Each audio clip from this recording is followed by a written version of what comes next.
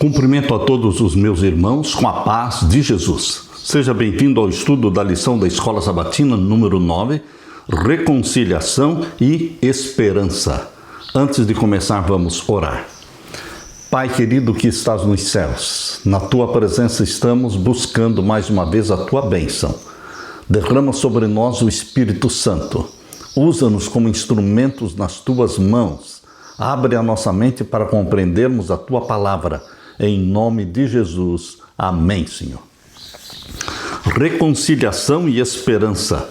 O verso áureo: aquele que não conheceu pecado, Deus o fez pecado por nós, para que nele fôssemos feitos justiça de Deus. 2 Coríntios 5, 21. Aqui diz que Jesus Cristo se fez pecado por você e por mim. Queridos, este é o mistério da piedade. Como um Deus santo, perfeito, eterno, tornou-se homem, assumindo a natureza humana, vivendo aqui 33 anos. E na cruz do Calvário, ele se tornou pecado. Na cruz do Calvário, ele assumiu todos os nossos pecados, sentindo-se separado do Pai. Quando ele clamou, Deus meu, por que me desamparaste? Este clamor mostra quão profunda foi a separação que Jesus sentiu do Pai, porque ele se tornou pecado. Paulo continuou desenvolvendo o tema da reconciliação, destacado de forma marcante em Colossenses 1:20. Nesse verso, ele descreveu o alcance cósmico dessa reconciliação, enquanto o que vem em seguida se torna mais pessoal e individual. Por meio da sua morte na cruz, Jesus realizou a reconciliação de todas as coisas e de todas as criaturas, especialmente dos seres humanos, que estavam afastados da vida de Deus por causa do pecado. Agora, pela fé, temos a oportunidade de nos reconciliarmos com Deus. O processo de reconciliação individual é destacado na passagem desta semana. Assim como na esfera cósmica, essa reconciliação ocorre por meio da morte de Cristo. No nível pessoal, a cruz deixa de ser apenas um símbolo passivo e se torna uma realidade ativa, em que o amor de Deus transforma vidas à medida que as pessoas ouvem o Evangelho e recebem a Jesus como a esperança da glória. Paulo mencionou o mistério que esteve escondido durante séculos e gerações. Colossenses 1:26. O que é esse mistério? O que ele abrange? Em nível individual e em nível universal. O que realmente significa o mistério que esteve escondido, oculto desde os tempos passados? Meu querido irmão, esse mistério é realmente Jesus Cristo. O Deus que encarnou se tornou um de nós. Como? Não entendemos, mas Deus se tornou um de nós. E em Jesus Cristo, os nossos pecados foram colocados. E ele se tornou pecado por você e por mim, para que tivéssemos a vida eterna, que pertence a ele. Ele nos dá a vida eterna. Ele morreu a nossa morte eterna na cruz. Queridos, esta é a profundeza do mistério da piedade. Como compreender isso? O amor de Deus, porque Deus amou o mundo de tal maneira. De tal maneira significa que é algo que nós não conseguimos entender, mas ele nos amou e deu seu Filho unigênito para que morresse na cruz por você e por mim. E nós temos à nossa disposição a vida eterna. Você aceita a vida eterna em Cristo Jesus? Que assim seja. Aleluia. Na parte de domingo, reconciliados de obras más. Vamos ler agora Colossenses capítulo 1 e o verso 20, 21 e 22. Abra sua Bíblia, Colossenses capítulo 1, versos 20 a 22. e que, havendo feito a paz pelo sangue da sua cruz, por meio dele, reconciliasse consigo mesmo todas as coisas, quer sobre a terra, quer nos céus. Através do sangue de Jesus, todas as coisas na terra e no céu foram reconciliadas com Deus. Verso 21. E vocês que no passado eram estranhos e inimigos no entendimento pelas obras más que praticavam, éramos inimigos de Deus, tínhamos inimizade com a lei de Deus. Agora o verso 22 diz: agora, porém, ele, Jesus, os reconciliou no corpo da sua carne, mediante a sua morte, para apresentá-los diante dele, santos, inculpáveis e irrepreensíveis. Você está vendo aí, meu querido irmão, querida irmã, o padrão de Deus para você? Jesus morreu e pelo seu sangue ele quer tornar você e a mim, antes pecadores, perdidos, inimigos de Deus. Ele quer transformar você em homens e mulheres santos, inculpáveis, irrepreensíveis. O que Deus faz, ele transfere, ele implanta, ele comunica para você toda a perfeição, toda a santidade de Jesus nos é dada. Este é o plano da salvação. Deus transforma homens e mulheres como eu e você, pecadores e inimigos de Deus. Deus nos transforma em santos do Altíssimo, irrepreensíveis, inculpáveis. Paulo sempre retratou a humanidade de forma negativa e sombria, especialmente quando separada da justiça de Cristo. E quem, quase 2000 anos depois, ousaria discordar? Hoje, estamos piores do que no passado? Alguém já disse que a única doutrina que não precisa ser aceita pela fé é a pecaminosidade humana. Quem vai negar isso? Todos nós temos consciência da nossa pecaminosidade. No entanto, desde a entrada do pecado, Deus tomou a iniciativa de nos reconciliar com Ele. Desde o jardim do Éden, um cordeiro foi morto e Deus vestiu Adão e Eva com a pele do cordeiro. Aquilo ali era a graça de Deus manifestada no jardim do Éden. Apesar da nossa condição deplorável, Deus quer nos salvar. Desde o princípio, Ele atua para resolver o problema do pecado, mesmo que a solução tenha custado sua própria morte na cruz. No Éden, Deus chamou Adão, a obra-prima da criação, com a pergunta: onde está você, Adão? Gênesis 3:9. E hoje, Ele continua buscando suas ovelhas perdidas, você e eu. Ele nos procura individualmente e tem um plano perfeito para nos alcançar, cumprindo a primeira promessa sobre o Evangelho em Gênesis 3:15, a semente da mulher, que esmagaria a cabeça da serpente e colocaria inimizade entre o povo de Deus e a descendência de Satanás. Às vezes, o Evangelho é apresentado de forma tão complicada e teórica que perde o significado prático para a vida no século XXI. No entanto, o Evangelho é simples e direto. O Evangelho de Deus tem 3 partes principais. Primeira, uma vez que somos incapazes de nos salvar, Jesus veio e morreu por nossos pecados. Romanos 5, 6 a 8. Não podemos nos salvar a nós mesmos. Precisamos de uma salvação que venha de fora. E esta provisão foi feita graciosamente pelo sangue de Jesus Cristo. Número 2, ao aceitar a morte de Jesus como sendo a nossa morte na cruz, por meio da fé, do arrependimento e do batismo, somos justificados pelo sangue de Jesus Cristo, libertos da condenação do pecado. Romanos 5, 9 a 11. Terceiro, a vida que temos agora é resultado da nossa união com Cristo. Experimentamos seu poder recriador, permitindo que Ele viva sua vida em nós. 2 Coríntios 5, 17 a 21. Esses não são necessariamente eventos separados. Eles podem ocorrer de forma simultânea, assim que aceitamos a Jesus como Salvador.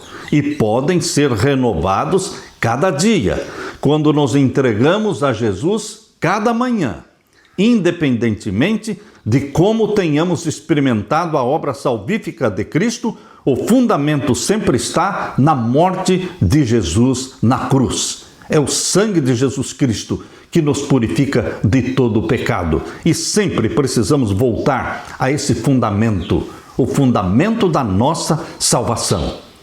Quando você reflete sobre si mesmo, sobre o seu caráter, o que você entende? Somos pecadores, somos perdidos, irremediavelmente perdidos. Precisamos de alguém que nos socorra. E este socorro veio do céu. É a provisão da graça divina. Isso mostra, isto prova que você e eu precisamos da cruz. A cruz do nosso Senhor Jesus Cristo. Escândalo para os judeus, mas para você e para mim é a salvação, a vida eterna, é o pleno perdão, é a bendita esperança de vivermos com Deus, reconciliados com Deus para todo sempre. Aleluia! Na parte de segunda-feira, se permanecer na fé, aceitar a Jesus, sim, mas temos que permanecer em Jesus, permanecer na fé. Aqui lemos em Colossenses capítulo 1 e o verso 23. Aqui diz: se é que vocês permanecem na fé. Se é que vocês permanecem na fé. Aqui tem uma condição. Salvação plena em Jesus, se permanecermos na fé. A fé em Jesus Cristo, alicerçados e firmes, não se deixando afastar da esperança do Evangelho que vocês ouviram e que foi pregado a toda criatura debaixo do céu, e do qual eu, Paulo, me tornei ministro. O Evangelho foi pregado a toda criatura debaixo do céu, já no tempo do apóstolo Paulo. Meu querido irmão, a salvação pode ser ganha em Jesus Cristo, mas a salvação pode ser perdida também se nós nos afastarmos de Jesus Cristo. Aquela teoria de que salvo uma vez, salvo para sempre, não é o que a Bíblia ensina. Existe evidência na Bíblia de vários que se apostataram. Judas, que andou com Jesus Cristo 3 anos e meio, realizou milagres, expulsou demônios. Judas apostatou, ele perdeu a salvação. Queridos, a Bíblia está repleta de exemplos de pessoas que iniciaram a vida com Jesus Cristo, mas não permaneceram em Jesus Cristo e por isso se perderam. Por isso Paulo está falando claramente: se você permanece na fé, alicerçado e firme, não se deixando afastar da esperança do Evangelho, se você e eu permanecermos, então permaneceremos salvos. A condição da salvação é permanência constante diária em Jesus Cristo. Em grego existem 4 palavras diferentes para se. A que aparece em Colossenses 1:23 indica uma condição verdadeira. Nesse caso, Paulo encorajou os colossenses com a certeza de que eles realmente permaneceriam firmes na fé. Ele já tinha observado evidências dessa fé e firmeza. No entanto, a esperança deles ainda dependia de continuarem no caminho da fé que haviam começado a trilhar. É começar e permanecer. Quando você começa pela fé, crendo em Jesus Cristo, você passa pelo processo chamado de justificação pela fé. Mas isso não é tudo. Nós temos que permanecer em Jesus. E esse processo de permanência diária em Jesus é chamado de santificação pela fé. Meu querido irmão, permanecer, continuar, são palavras que mostram que salvo uma vez não significa salvo para sempre. Você e eu precisamos permanecer ligado à videira verdadeira, diariamente. Paulo estava preocupado com o risco de os colossenses se desviarem, buscando soluções humanas para a salvação, em vez de se firmarem na esperança do Evangelho. A palavra firmes e alicerçados aponta para a necessidade de uma base sólida de fé e amor, fundamentada na palavra de Deus. A palavra firmes está conectada a essa ideia, pois descreve algo inabalável, como um cristão que não se deixa afastar da esperança do Evangelho. Essa mesma palavra aparece em 1 Coríntios 15:58. Sejam firmes, inabaláveis e sempre abundantes na obra do Senhor, sabendo que no Senhor o trabalho de vocês não é vão.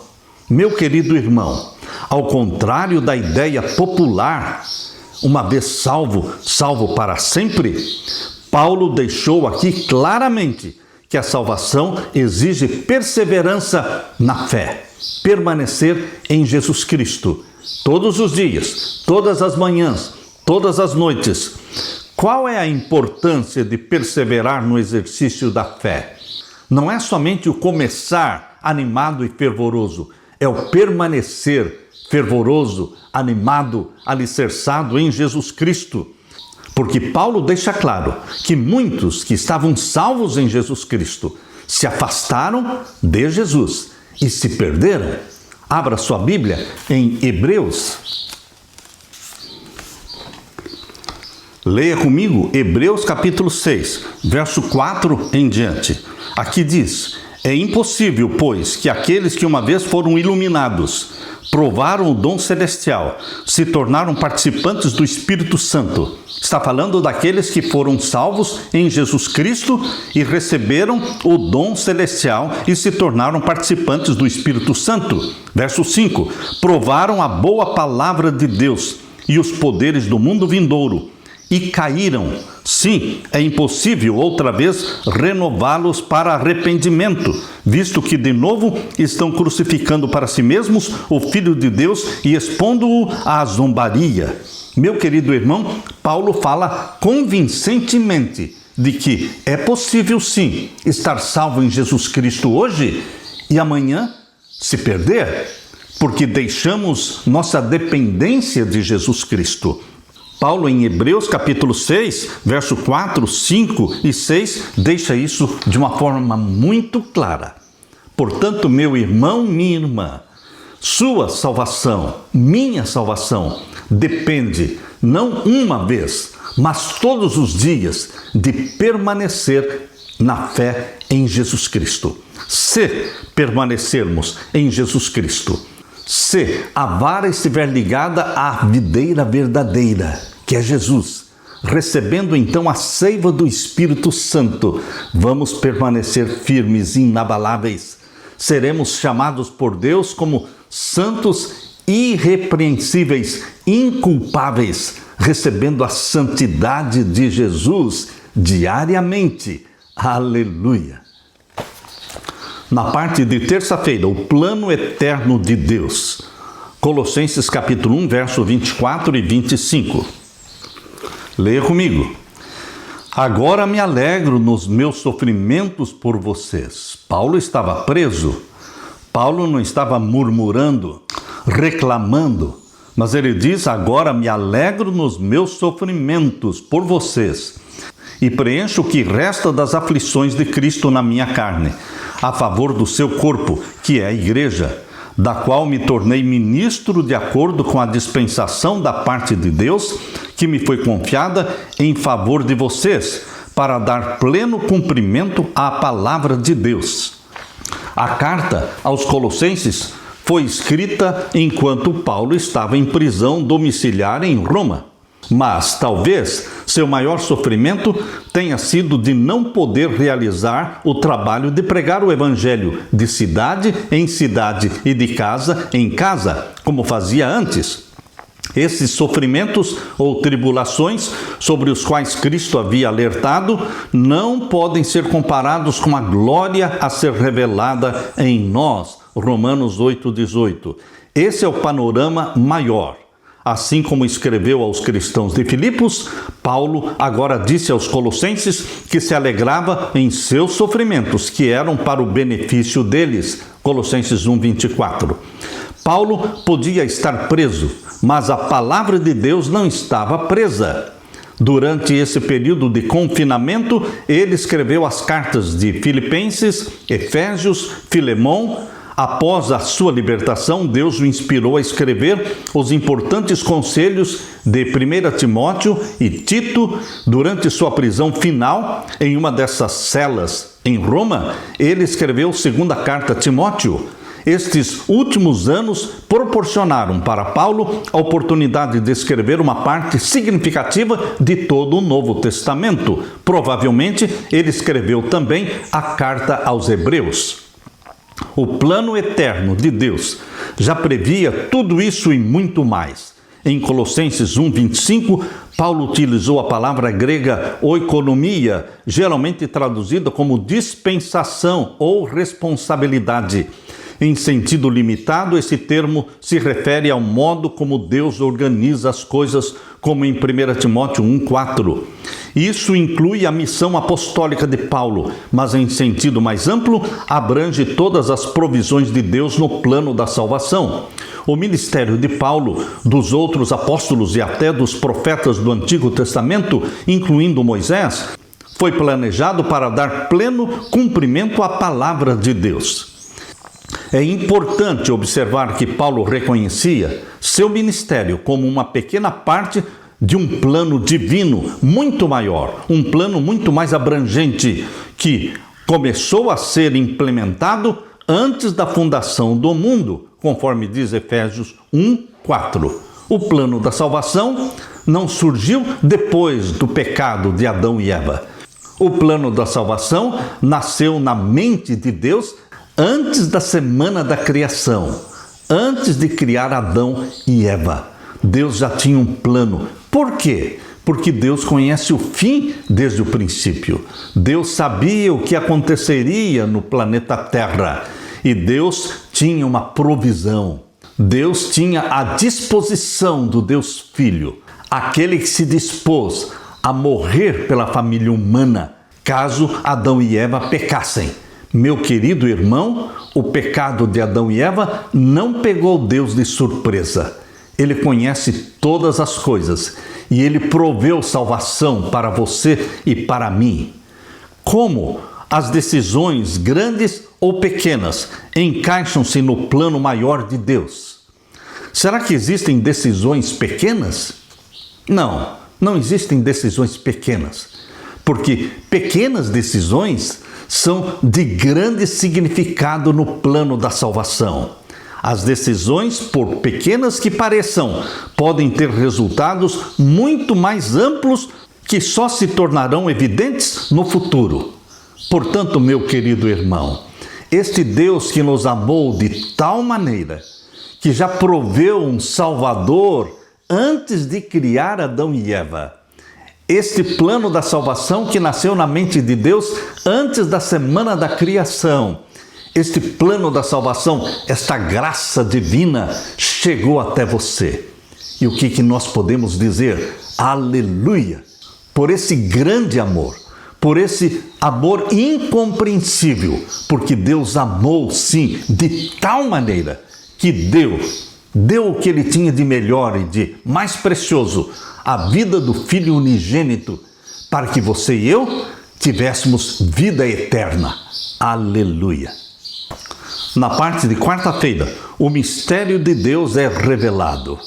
A Bíblia fala sobre o mistério de Deus, o mistério da piedade. Abra sua Bíblia em Colossenses 1 e vamos ler os versos 26 e 27. Aqui diz: o mistério que esteve escondido durante séculos e gerações, mas que agora foi manifestado aos seus santos. Paulo repetiu a palavra mistério várias vezes. E Paulo deixa claro que esse mistério de Deus, ele está centralizado em Jesus Cristo. Verso 27.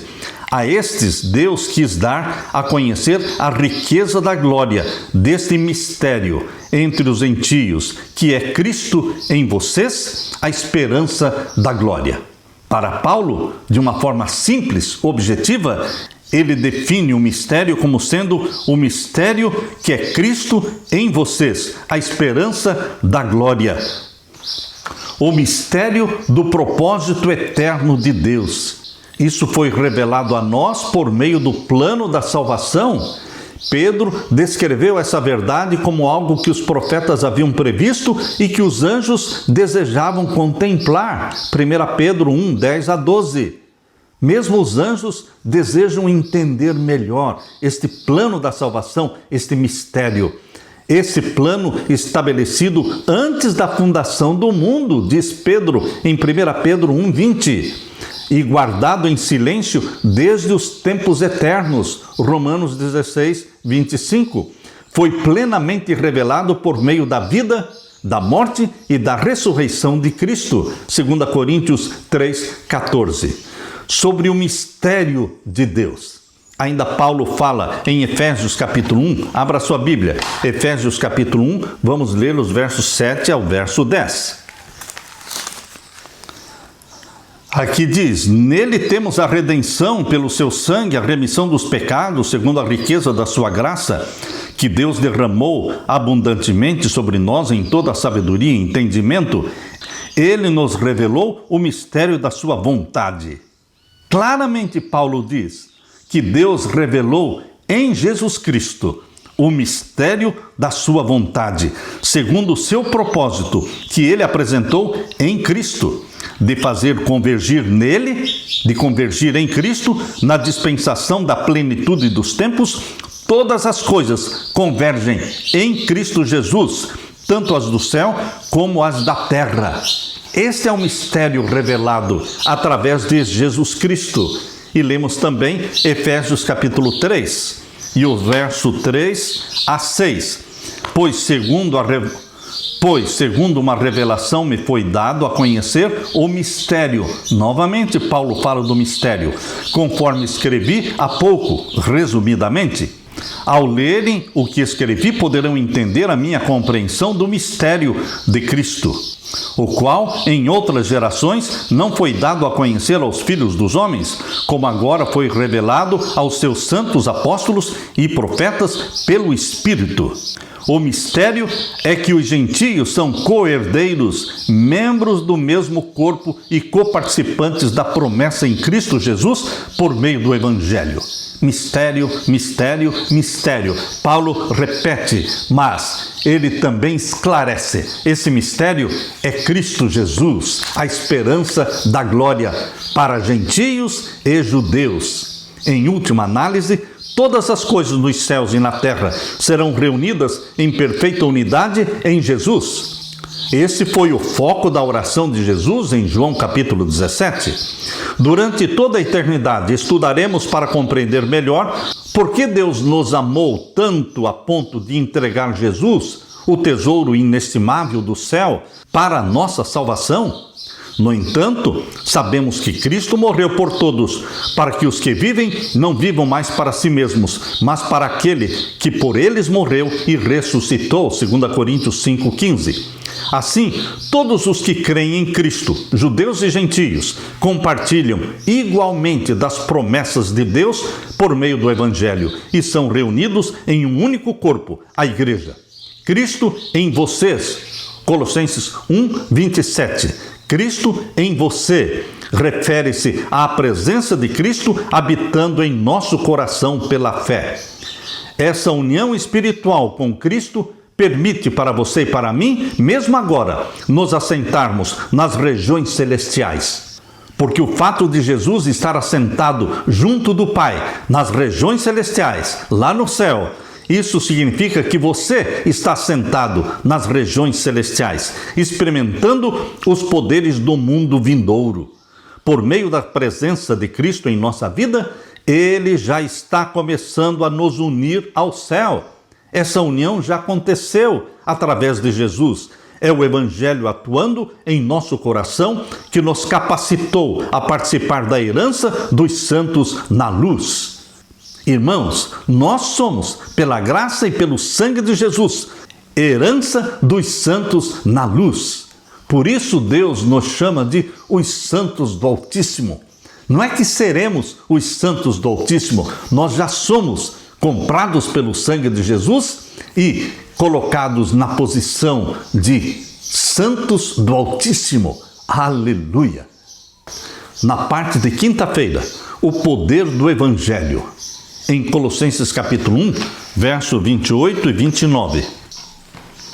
Aqui diz: este Cristo nós anunciamos, advertindo a todos e ensinando a cada um em toda a sabedoria, a fim de que apresentemos cada pessoa perfeita em Cristo. Em Cristo Jesus, nós somos elevados ao céu. Em Cristo Jesus, somos apresentados diante do nosso Deus Pai, como pessoas perfeitas, perfeitas em Cristo, porque a perfeição de Cristo nos é outorgada, é implantada em nós. É para esse fim que eu me empenho, esforçando-me o mais possível, segundo o poder de Cristo que opera poderosamente em mim. É para este fim de apresentar uma igreja perfeita em Cristo que Paulo trabalhou ardorosamente. A ênfase da pregação de Paulo era Jesus Cristo e este crucificado. 1 Coríntios 1, 23, 1 Coríntios 2, 2. Cristo crucificado, Cristo ressurreto, Cristo assunto ao céu, Cristo prestes a voltar. Esse era o foco e a ênfase da pregação de Paulo. De acordo com Efésios 5, 27, o propósito do sacrifício de Cristo é apresentar a igreja, nos apresentar como igreja gloriosa, sem mancha, sem ruga, nem coisa semelhante, porém santa e sem defeito. Vocês estão percebendo qual é o padrão de Deus para você e para mim? Deus não baixa o padrão. Deus eleva o pecador à posição de santos do Altíssimo e Ele implanta em você a santidade, a mente de Jesus Cristo. Por isso o objetivo da pregação do Evangelho por Paulo era apresentar cada pessoa perfeita em Cristo. Ele buscava alcançar isso por meio do ensino e da advertência. Queridos, este é o caminho para crescermos e nos tornarmos cristãos maduros. Você inicia sua experiência através da justificação pela fé em Jesus Cristo. E você permanece crescendo em Jesus Cristo através da santificação pela fé em Jesus. Os pais de um bebê celebram cada conquista.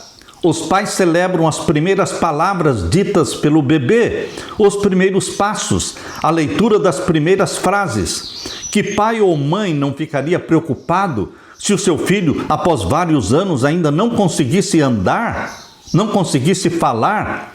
Crescer e se desenvolver é algo natural e esperado, tanto na vida natural como na vida cristã.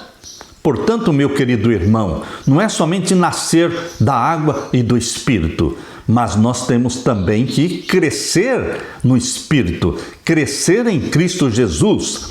O nascimento em Jesus Cristo, o início da experiência cristã, chama-se justificação, mas pelo processo do crescimento, que é a santificação espiritual, compreendemos a profundidade da lei de Deus e reconhecemos que cada um dos seus mandamentos é ilimitado. Também entendemos que essa lei abrange os pensamentos e propósitos do coração. Precisamos ter cautela, e é por isso que Paulo usou a palavra advertindo em Colossenses 1, 28. Há caminho que ao ser humano parece direito, mas o fim dele é caminho de morte. Provérbios 14, 12. O discernimento espiritual surge de um entendimento da palavra de Deus guiado pelo Espírito Santo. Os falsos ensinos contêm elementos de verdade, mas acrescentam ou retiram algo essencial do que a Bíblia diz. Geralmente, não atacam o que Deus revelou. Os falsos ensinos não atacam diretamente ao que Deus revelou, mas lançam dúvidas sobre a validade ou a relevância dessas verdades para os nossos dias. Devemos ser prudentes como as serpentes e deveremos ser inocentes como as pombas ao discernir a verdade doutrinária do erro. Meu querido irmão, o que significa ser perfeito em Cristo? Não significa somente ser justificado, mas significa que também precisamos ser santificados, porque é através da santificação que a mente de Jesus Cristo será implantada em você dia a dia. Pelo processo da comunhão, você se torna semelhante a Jesus Cristo. Meu querido irmão, permanecer em Cristo, ser santificado em Cristo Jesus, suplicando que o Espírito Santo implante em você e em mim a mente de Jesus Cristo. Através da justificação em Cristo, nós somos perdoados, nosso passado é apagado e então nós nascemos da água e do Espírito Santo. Mas agora somos bebês espirituais. Nós precisamos crescer em Cristo Jesus. E este crescimento, este amadurecimento em Cristo, chama-se processo da santificação, quando o Espírito Santo estará diariamente implantando a mente de Jesus Cristo. Você não recebe a plenitude da mente de Cristo em um dia, ou semana, ou em um mês. Não, meu querido irmão. Santificação é obra de toda a vida. A santificação continua até a segunda vinda de Jesus Cristo, quando então você e eu seremos glorificados. Justificados, santificados e então glorificados na volta de Jesus Cristo, recebendo corpos glorificados, imortais, sendo arrebatados para viver na presença de Deus para todos sempre. E o que você diz? Aleluia, aleluia. Bendito seja Deus, porque Ele proveu salvação para nós, pecadores. Amém. Deixe-me orar com você. Pai querido que estás nos céus, muito obrigado. A Ti toda a glória, porque o Senhor nos amou de tal maneira, de tal forma, que nos deu o Teu Filho amado para se tornar um de nós e morrer por nós, ressuscitar por nós. Ele subiu ao céu por nós. Ele vai voltar para nos buscar. A Ti toda a glória. Derrama sobre mim e os meus irmãos o Espírito Santo. É em nome de Jesus que pedimos. Amém, Senhor. Deixo com você, meu irmão, minha irmã, a paz de Jesus. Amém.